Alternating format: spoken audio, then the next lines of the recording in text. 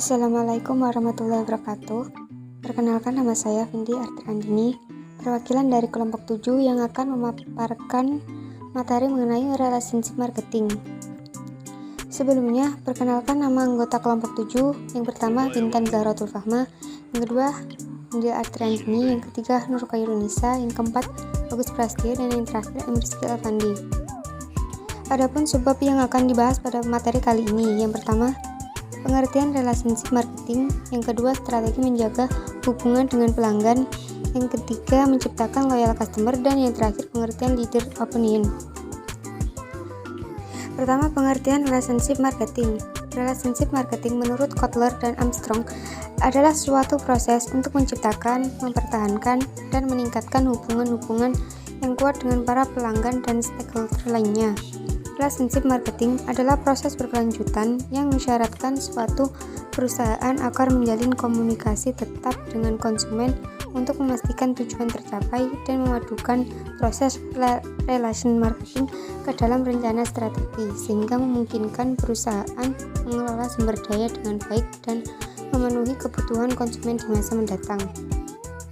Hubungan itu harus didasarkan oleh prinsip-prinsip ketulusan dan saling mendukung, bukan sekedar hubungan transaksional yang semu dan semata-mata karena perintah kerja atau hanya untuk mencari keuntungan semata.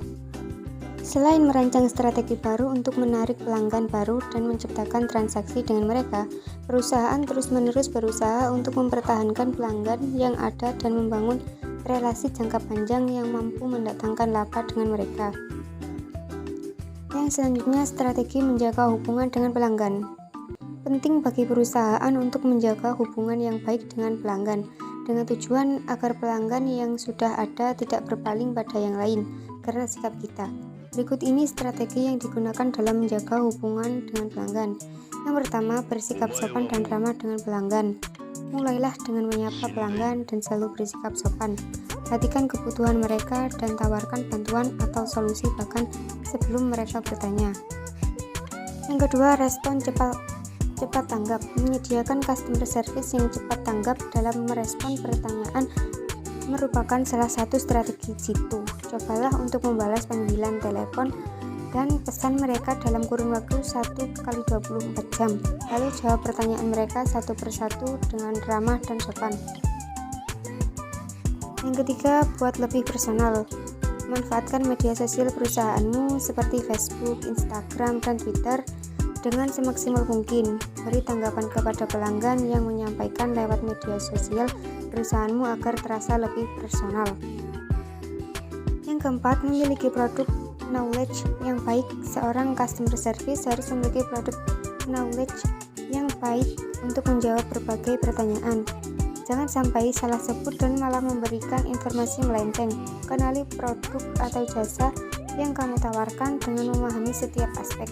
Idealnya, seorang customer service dapat menjelaskan fitur dan kegunaan dari produk atau jasa yang dijual. Yang kelima, menjadi pendengar yang baik. Pastikan kamu mendengarkan dengan seksama setiap poin yang mereka sampaikan. Mereka mungkin memberi masukan yang bisa kamu gunakan untuk meningkatkan pelayanan perusahaanmu di kemudian hari. Karena perusahaan yang baik adalah perusahaan yang berhasil memenuhi kebutuhan target konsumennya. Yang keenam, ucapkan terima kasih dengan tulus. Rasa terima kasih yang disampaikan dengan tulus akan membekas di ingatan pelanggan. Ada banyak cara yang bisa kamu pertimbangkan untuk menyampaikan rasa terima kasih, seperti mengucapkan terima kasih setiap kali transaksi, mengirim ucapan di catatan kecil yang ditulis tangan, menyediakan sampel gratis atau diskon khusus. Dan yang terakhir, minta feedback dari pelanggan. Mengizinkan pelanggan ikut memberikan feedback akan membuat mereka merasa dihargai. Perusahaan dapat menggunakan formulir atau kuesioner untuk mengumpulkan feedback dari mereka. Jadikan masukan tersebut sebagai bahan evaluasi untuk meningkatkan pelayanan di kemudian hari. Untuk materi selanjutnya, menciptakan loyal customer. Menurut HubSpot, customer loyalty keinginan pelanggan untuk membeli atau bekerja sama dengan sebuah brand secara terus-menerus. Hal tersebut merupakan hasil dari customer experience yang positif, kepuasan pelanggan, nilai produk yang dirasakan oleh customer. Untuk menghasilkan hal ini, Diperlukan customer service yang baik. Hal itu perlu ditempuh karena customer loyalty bisa menumbuhkan bisnis lebih cepat ketimbang sales dan marketing. Ada beberapa cara untuk menciptakan customer loyalty, diantaranya adalah yang pertama, kenali pelanggan dan biarkan pelanggan mengenal bisnismu. Pelanggan akan lebih setia jika mereka merasa dihargai. Oleh karena itu, jalin hubungan yang lebih personal dengan para customer. Misalnya saja dengan mengirim email ucapan selamat ulang tahun sambil memberikan sebuah promo. Yang kedua, customer loyalty program. Berikan pelanggan setia penghargaan khusus. Kamu bisa memberikan program atau promosi khusus untuk pelanggan yang telah setia dalam jangka waktu tertentu. Yang ketiga, dorong feedback dari customer. Hubungan dengan customer juga akan terjalin jika kamu rajin mendengar masukan dari mereka. Jika mereka terbiasa memberi masukan, maka mereka akan merasa lebih memiliki dan terlibat dalam brandmu. Untuk materi yang terakhir, yakni leader opinion. Opinion leader adalah individu atau organisasi yang merupakan pakar dalam suatu industri atau memiliki pandangan yang dipercaya secara luas. Hasilnya, mereka dapat memengaruhi opini publik, termasuk opini pelanggan. Mereka adalah orang-orang yang dulunya menjadi orang dalam atau industri insider atau decision maker. Mereka menetapkan otoritasnya di area pasar atau industri tertentu.